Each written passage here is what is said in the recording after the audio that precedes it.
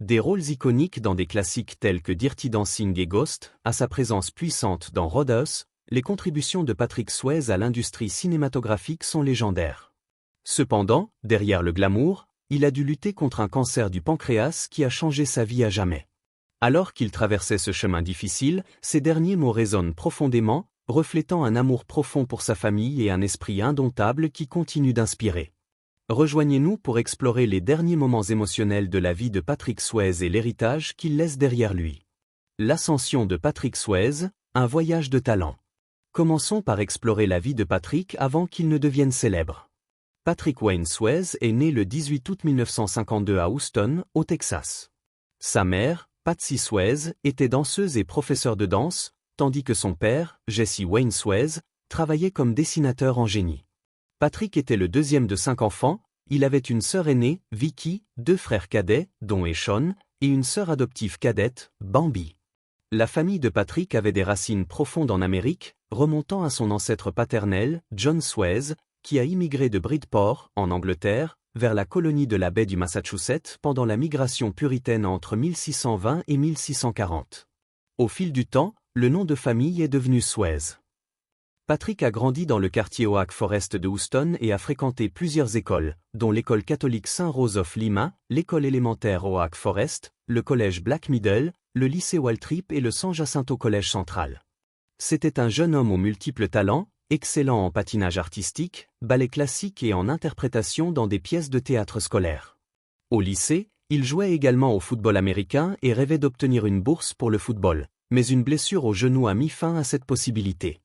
Il n'a cependant pas laissé cette blessure l'empêcher d'aller de l'avant.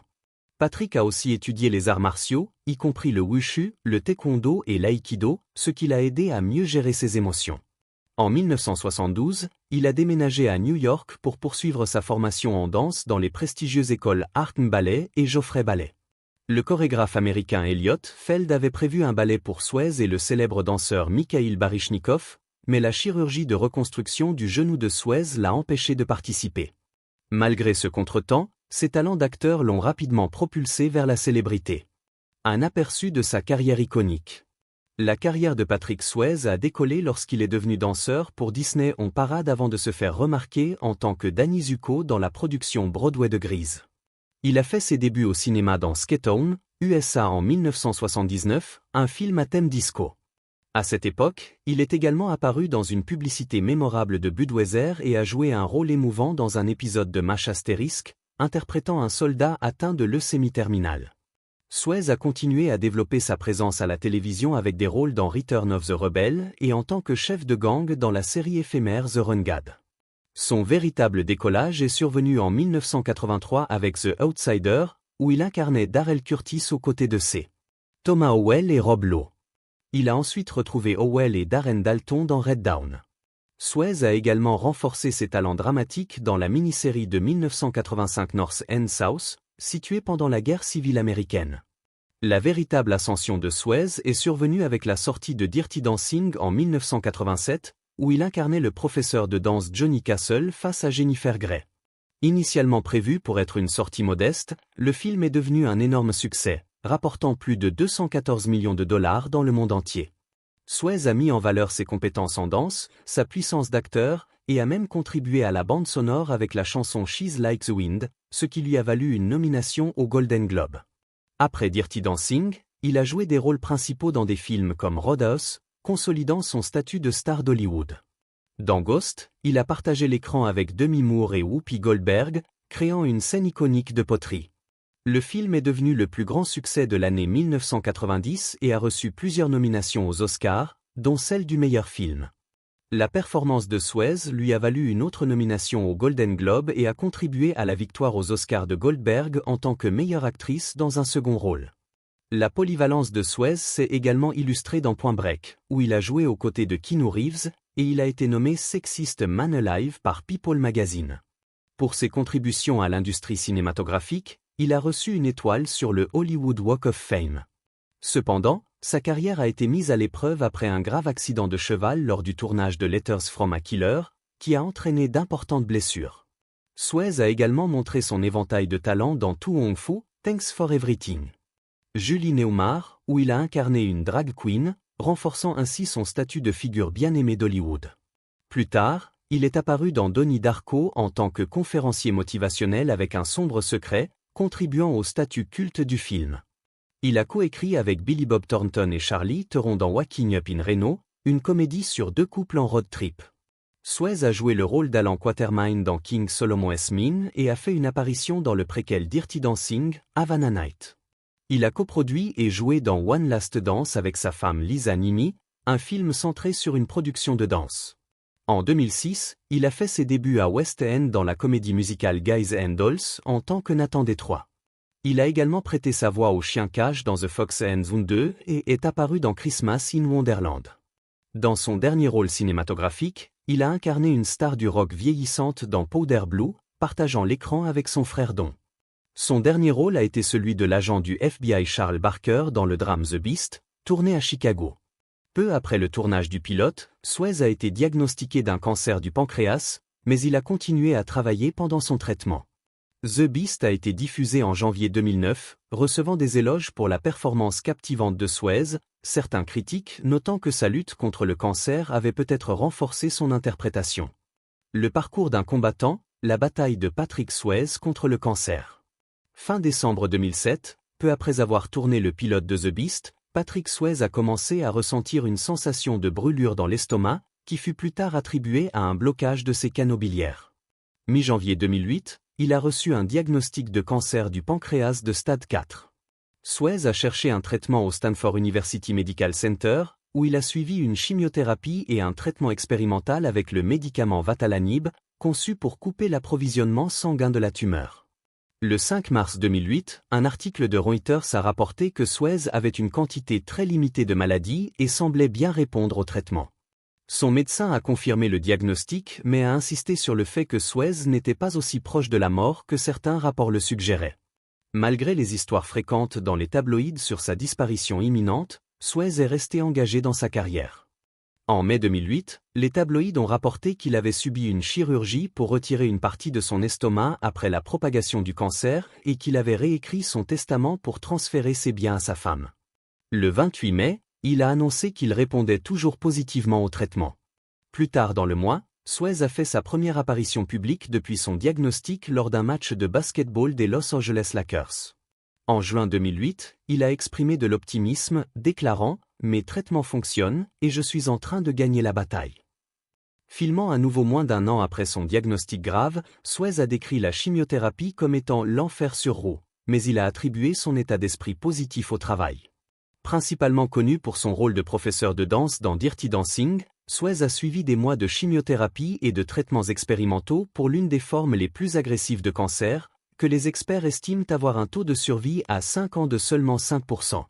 Lors de sa première interview depuis son retour à la comédie, il a partagé « Je me surprends parfois à la fin de la journée en rentrant chez moi avec un sourire sur le visage. Je suis fier de ce que je fais. » Après avoir perdu beaucoup de poids, Swayze a pris 9 kg en buvant des shakes pour développer ses muscles et travaillait 12 heures par jour en tant qu'acteur principal dans la nouvelle série télévisée policière The Beast. Il a reconnu les défis auxquels il faisait face, déclarant « Je vais toujours bien pour travailler. Je n'ai pas changé ? Oh, j'ai changé, qu'est-ce que je dis ? C'est une zone de combat dans laquelle je passe la chimiothérapie. Peu importe comment on la coupe, c'est l'enfer sur roue. » Il a réfléchi à la manière de maintenir une attitude positive quand les statistiques suggéraient autre chose, en disant « On va au travail ». Lors de son diagnostic, il se préparait à commencer le tournage des épisodes de The Beast, où il incarnait un agent vétéran du FBI. Patrick Swayze est apparu sur les chaînes ABC, NBC et CBS lors de la diffusion simultanée de Stand Up to Cancer, où il a lancé un appel au public pour faire des dons. Applaudi debout, il a exprimé son espoir d'un futur où le mot guérison ne serait plus suivi de c'est impossible. Il a déclaré « Ensemble, nous pouvons créer un monde où le cancer ne signifie plus vivre dans la peur, sans espoir ou pire. » Après l'émission, Swayze est resté sur scène pour parler avec d'autres patients atteints de cancer. La productrice exécutive Laura Zisca, elle-même en lutte contre un cancer du sein avancé, a noté « Il a dit quelque chose de beau, je suis juste un individu vivant avec le cancer. C'est ainsi qu'il veut être perçu. Il est dans un combat, mais il est un combattant. » Suez a réfuté plus tard les allégations des tabloïds affirmant que son cancer s'était propagé à son foie. Cependant, dans une interview avec Barbara Walters, il a admis avoir une petite masse dans son foie mais a insisté sur son désir que les médias rapportent qu'il était en train de le combattre. Lorsqu'on lui a demandé s'il avait recours à des traitements alternatifs, Suez a mentionné qu'il utilisait des herbes chinoises mais a exprimé son scepticisme face aux affirmations non vérifiées des partisans des thérapies alternatives. En janvier 2009, Suez a été hospitalisé pour une pneumonie, une complication de son traitement de chimiothérapie. Il a été libéré pour se rétablir chez lui avec sa femme. Malheureusement, les médecins lui ont annoncé plus tard que le cancer s'était propagé à son foie. Suez, qui avait fumé pendant 40 ans, mentionnant un jour qu'il fumait jusqu'à 60 cigarettes par jour, a reconnu que sa consommation de tabac avait probablement contribué à sa maladie. Mais il a continué de fumer même pendant son traitement contre le cancer. Le chagrin d'une mère. Suez est décédé entouré de sa famille le 14 septembre 2009, à l'âge de 57 ans. Son corps a été incinéré, et ses cendres ont été dispersées sur son ranch du Nouveau-Mexique. Pour la première fois, la mère de Patrick, Patsy Suez, a ouvert son cœur au sujet de la profonde tristesse qu'elle ressent après la mort de son fils superstar. « Vous savez, on n'est pas censé survivre à ses enfants », a déclaré la femme de 84 ans lors d'une interview exclusive dans sa maison de Simi Valley, à Los Angeles. Patsy se souvient de la façon dont son fils, diagnostiqué d'un cancer du pancréas en janvier 2008, n'avait jamais montré de signes de maladie grave avant son diagnostic. Il a été malade pendant 2 ans, mais on n'aurait jamais su qu'il était malade, a-t-elle dit. Sa douloureuse lutte s'est déroulée publiquement, mais il a courageusement continué à faire des apparitions et à poursuivre sa carrière d'acteur, refusant catégoriquement de se laisser battre par la maladie. Évoquant la réaction de la famille face au diagnostic, Patsy raconte « Ça a été un choc immense pour tout le monde. Nous étions tous dévastés. » Mais elle a été constamment impressionnée par la résilience et la détermination de Patrick. Il a continué à travailler.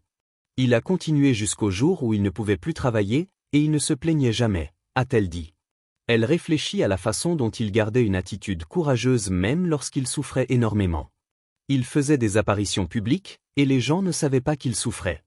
Moi, je le savais, mais il n'en parlait jamais. Il était convaincu qu'il allait s'en sortir. Il n'a jamais perdu espoir. Il ne voulait pas de la sympathie. Il avançait simplement, même quand il avait du mal à marcher. La maison de Patsy est décorée de photos de Patrick, ainsi que d'albums photos poussiéreux qu'elle n'a pas pu regarder depuis sa disparition. Dans ces derniers mois, il lui rendait souvent visite chez elle, la maison qu'il et sa femme Lisa lui avaient achetée 20 ans plus tôt. En retour, elle le visitait dans son magnifique domaine équestre de 2,5 millions de dollars dans la vallée de San Fernando. Je suis resté avec lui lorsqu'il était malade à la maison et à l'hôpital. Je savais qu'il voulait tenir ma main tout le temps, se souvient-elle. Rappelant avec tendresse l'enfance de Patrick, elle le décrit comme un super enfant, très énergique, exigeant, intéressé par tout. C'était un artiste né qui pratiquait tous les sports, chantait et apprenait à jouer du piano et de la guitare. Il avait une personnalité géniale, très amusant à être autour, et très respectueux et bien élevé. Patrick a commencé à danser à l'âge de 3 ans en suivant sa mère dans son studio de danse. J'enseignais le ballet classique, le jazz américain, le claquet, le théâtre musical, un peu de tout. Peu importe le genre de musique qui passait, il dansait. Il avait ce talent, cette énergie et cette détermination, a-t-elle dit. Patsy rayonne de fierté en se souvenant de ses talents athlétiques. Au lycée, il jouait au football et pratiquait tous les sports existants. Il était lutteur, boxeur, coureur. C'était un athlète exceptionnel. Elle souligne que son talent précoce lui a permis de réussir plus tard dans la vie. Peu importe pourquoi il passait des auditions, il obtenait toujours le rôle. Bien que le monde le connaissait sous le nom de Patrick, sa famille l'appelait affectueusement Bud, un surnom qu'il partageait avec son père. Ils étaient Grand Bud et Petit Bud. Ma fille a environ 3 ans de plus que lui. Un jour, elle est rentrée à la maison et a vu le petit Patrick allongé là, et elle a dit « Bonjour, Petit Bud ». À partir de ce moment-là, il est devenu Petit Bud. Personne ne l'appelait jamais Patrick. L'amour de Patsy pour son fils transparaît alors qu'elle se remémore les moments joyeux qu'ils ont partagés, l'incroyable talent qu'il possédait et l'héritage qu'il a laissé derrière lui. Lutte contre les défis de santé. Le parcours de Patrick Suez vers la célébrité a été marqué par de nombreux défis de santé. Avant d'être diagnostiqué avec un cancer, L'acteur avait déjà affronté de nombreux problèmes de santé. Bien que la comédie et la danse soient des disciplines vedettes dans le monde de la performance, elles exigent des compétences distinctes. Pour Patrick Swayze, sa carrière d'acteur n'a véritablement commencé que lorsque le ballet est devenu un rêve inatteignable à cause d'une série de problèmes de santé malheureux. Le catalyseur de ce changement a été une blessure à la jambe qu'il a subie au lycée, qui, combinée à un enchaînement d'événements malheureux, a empêché Swayze de réaliser son potentiel en tant que danseur de ballet. En 1973, lorsque Swayze n'avait que 23 ans et commençait à se faire un nom dans le ballet, il a développé un abcès dentaire grave qui a dégénéré en une infection staphylococcique dangereuse. Cette infection a fini par atteindre sa jambe blessée, et à un moment donné, les médecins ont craint qu'une amputation soit nécessaire. Heureusement, ils ont pu gérer l'infection, mais les rêves de Swayze d'une carrière professionnelle en ballet ont été anéantis. En repensant à cette perte, il a déclaré « Quitter le ballet a créé un vide en moi que j'ai passé des années à essayer de combler ». Se sentant profondément vide et cherchant une nouvelle direction, Swayze a décidé de déménager à Los Angeles pour se lancer dans une carrière d'acteur. Il a commencé sa carrière dans le théâtre, apparaissant dans un spectacle itinérant de Disney avant d'endosser le rôle de Danny Zuko dans Grease, ainsi que de danser dans Good Times Charlie. Ses débuts au cinéma ont eu lieu en 1979 avec Skatoon, USA, marquant le début d'un parcours remarquable à Hollywood. Cependant, la vie de Swayze a également été marquée par des luttes contre l'alcoolisme, une bataille qui a persisté pendant une grande partie de sa vie adulte. Bien qu'il n'y ait pas de raison unique pour sa dépendance à l'alcool, certains événements clés ont contribué à ces difficultés. L'un des facteurs significatifs a été la célébrité fulgurante qui a suivi le succès de Dirty Dancing, ce qui l'a mis mal à l'aise. « Essayer de gérer la célébrité, je suis devenu idiot et j'ai trop bu », a-t-il avoué à People en 2007. Il a eu du mal à concilier son image publique avec son propre sens de l'identité, rendant les pressions liées à la célébrité particulièrement difficiles. La mort de son père, Jesse, d'une crise cardiaque en 1982, a profondément affecté Swayze. Il avait seulement 57 ans, exactement l'âge auquel Patrick décéderait plus tard. Après cette perte, Swayze s'est tourné vers l'alcool comme mécanisme de coping, ce qui a entraîné une lutte de 10 ans contre l'alcoolisme. Son point le plus bas est survenu lors du tournage de Fatherhood, ce qui l'a poussé à entrer en réhabilitation. Bien qu'il ait atteint la sobriété en 1993, il a fait face à des rechutes dans les années qui ont suivi. L'alcool nourrit la mélancolie, et j'y ai eu recours à plusieurs reprises tout au long de ma vie, a-t-il admis. Mais je l'ai vaincu en faisant d'autres choses plus importantes. Un amour qui a duré, l'histoire de Patrick et Lisa Swayze. Face aux tempêtes de la vie, Patrick Swayze a eu la chance d'avoir une compagne à ses côtés, sa femme, Lisa Niemi. L'histoire d'amour de Patrick Swayze avec Lisa Niemi a commencé dans le lieu le plus modeste qui soit, un studio de danse dirigé par sa mère à Houston, au Texas. Adolescents, ils se sont attirés malgré leur début tumultueux. Nous avons eu un petit début conflictuel parce qu'il avait une sorte de réputation de Casanova, j'avais une réputation de mauvaise fille, et nous étions censés rester loin l'un de l'autre, a partagé Lisa lors d'une apparition dans le podcast Ami NTG en avril 2024. Pourtant, au fond d'elle, Lisa ressentait une connexion indéniable. Je savais que quelque chose d'important allait se passer entre nous, et j'avais confiance à chaque fibre de mon être que cela allait arriver. Leur relation a éclos lorsque Patrick a déménagé à New York après le lycée pour poursuivre une carrière dans la danse, et Lisa l'a rapidement suivi pour rejoindre le prestigieux Joffrey Ballet. Le couple s'est marié en 1975, Lisa n'ayant que 19 ans et Patrick 23 ans, amorçant ainsi un partenariat qui allait durer 34 ans. En repensant à leur lien, Patrick a un jour déclaré « Je savais qu'elle était la femme la plus intelligente que j'ai jamais rencontrée dans ma vie. Pendant longtemps, je n'avais pas l'impression de la mériter. » Ensemble, ils ont navigué dans le monde de la performance, apparaissant souvent en tant que co-stars dans des films et des émissions de télévision. Ils ont même collaboré sur une pièce de théâtre qui est devenue plus tard le film One Last Dance en 2003, que Lisa a réalisé. Leur passion commune pour la danse et la performance n'a fait que renforcer leur connexion, confirmant l'idée qu'ils étaient de fait l'un pour l'autre. Au fil des années, Patrick et Lisa ont construit une vie remplie d'intérêts partagés et d'aventures. Tous deux pilotes licenciés, ils volaient fréquemment ensemble, témoignant de leur esprit aventurier et de leur confiance mutuelle. Notamment pendant la lutte de Patrick contre le cancer du pancréas, Lisa l'a personnellement emmené à ses traitements de chimiothérapie à l'université de Stanford, montrant le soutien indéfectible qu'ils se portaient l'un à l'autre dans les moments les plus difficiles.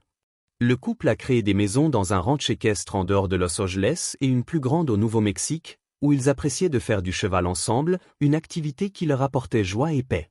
Cependant, leur parcours n'a pas été sans douleur. En 1990, ils ont vécu une fausse couche dévastatrice, brisant leur rêve de fonder une famille. Patrick, qui avait imaginé devenir père et avait écrit « Je ne pouvais pas attendre de devenir papa, d'avoir un enfant avec cette femme que j'aimais tant », a été profondément affecté par cette perte. Bien qu'ils aient essayé de concevoir à nouveau dans les années suivantes, ils ont connu davantage de chagrin et de déception. Dans I.A.M. Patrick Swayze, Lisa a révélé qu'elle avait finalement suggéré l'adoption, mais Patrick restait catégorique sur son désir d'avoir des enfants biologiques, ce qui a créé des tensions alors qu'ils naviguaient dans leur douleur. Lorsque Patrick a affronté sa maladie, le lien du couple s'est renforcé. Il a continué à travailler sur son dernier projet, The Beast, tout en suivant son traitement, montrant son esprit indomptable.